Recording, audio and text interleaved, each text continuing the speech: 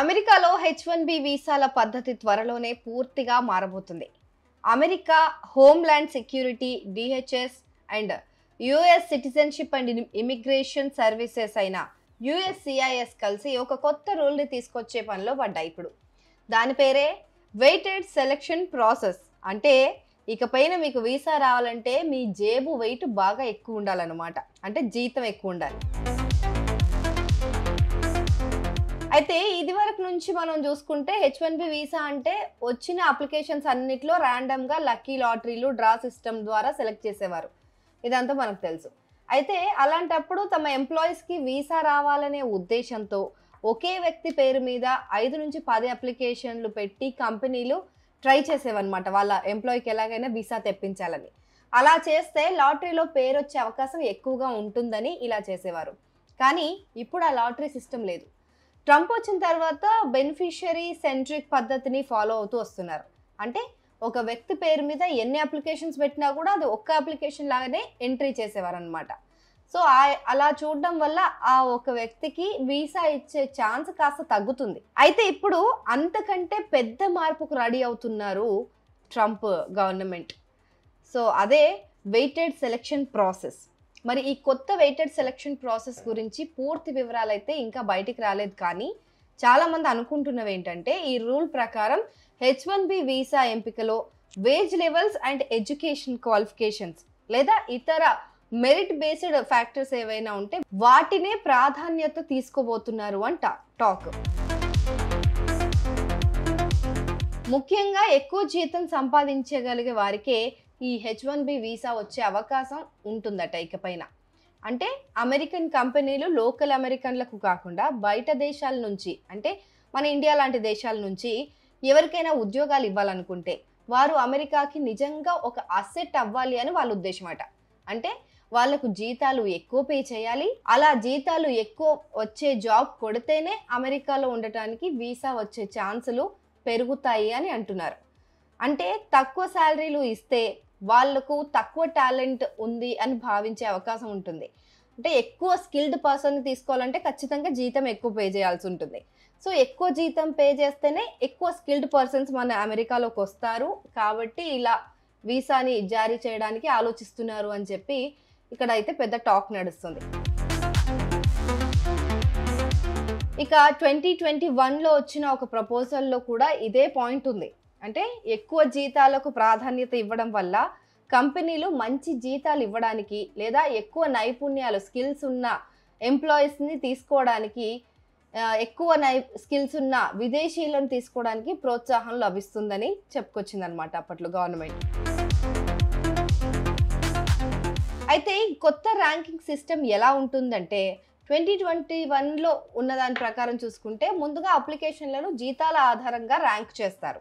అంటే ఉద్యోగం ఇచ్చే కంపెనీ ఎంత జీతం ఆఫర్ చేస్తుంది, ఆ పనికి ఆ ప్రాంతంలో ఎంత సగటు జీతం ఉంది, అంటే ఆక్యుపేషనల్ ఎంప్లాయ్మెంట్ స్టాటిస్టిక్స్ అంటారు దీన్ని. దాని ద్వారా ఈ క్యాలిక్యులేషన్స్ అన్ని చేస్తారు.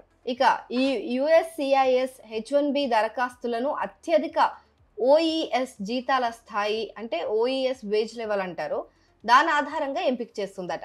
అంటే లెవెల్ 4 నుంచి ఎక్కువ జీతం నుంచి మొదలుపెట్టి తక్కువ జీతాలకు వస్తారనమాట. ఆ తర్వాత లెవెల్ 3, 2, 1 వరకు కింది స్థాయికి వరకు వీసాలు జారీ చేస్తూ వస్తారు. ఫస్ట్ అయితే లెవెల్ 4 శాలరీ ఎవరైతే ఎర్న్ చేస్తున్నారో స్కిల్డ్ పర్సన్స్ వాళ్ళకి మాత్రమే ఫస్ట్ వీసా H1B వీసా ఇచ్చే అవకాశం ఎక్కువగా ఉంటుంది అని చెప్తున్నారు. ఎందుకు ఈ కొత్త రూల్ పెడుతున్నారు అని అడిగితే అమెరికా అధికారులు మాత్రం ఒకటే చెప్తున్నారు.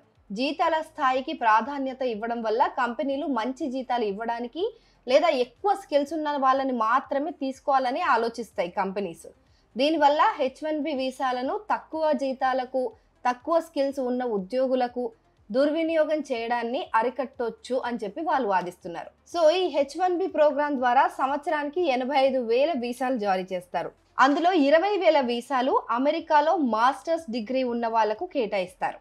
అయితే డిమాండ్ చాలా ఎక్కువగా ఉండటంతో ఇప్పుడు ఎక్కువ జీతం సంపాదించే వాళ్ళకి మాత్రమే ఈ H1B వీసాలు ఇవ్వాలని DHS భావిస్తోంది. అంటే ఎక్కువ స్కిల్స్ ఉన్న వాళ్ళకి లేదా ఎక్కువ జీతం ఉన్న వాళ్ళకి ప్రాధాన్యత ఇవ్వడం ద్వారా ఈ H1B ప్రోగ్రాం అసలు లక్ష్యానికి కట్టుబడి ఉంటాం అని అంటున్నారు అధికారులు.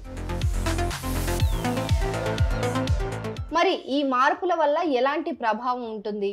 అమెరికాలో కొనసాగుతున్న వలసల సంక్షోభం మధ్య ఈ H1B వీసా ప్రోగ్రాం మళ్ళీ వార్తల్లోకి వస్తుంది.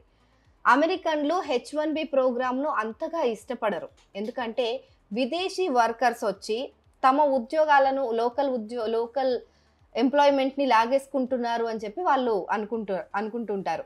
అయితే అమెరికా బయట ప్రపంచంలోనే పెద్ద పెద్ద కంపెనీల్లో పనిచేసే అవకాశం ఇస్తుంది కాబట్టి H1B వీసాకు చాలా ఎక్కువ డిమాండ్ ఉంటుంది. అంటే జీతాలు అమెరికాలో ఎక్కువగా ఉంటాయి, లైఫ్ స్టైల్ బాగుంటుంది. సో అక్కడికి వెళ్తే లైఫ్ సెట్ అనే ఒక డ్రీమ్ అందరికీ ఉంటుంది కాబట్టి అక్కడ H1B వీసా పొంది అక్కడ జాబ్ చేయాలని చాలామంది కలలు కనడం వల్ల అక్కడ డిమాండ్ ఎక్కువగా ఉంటుంది.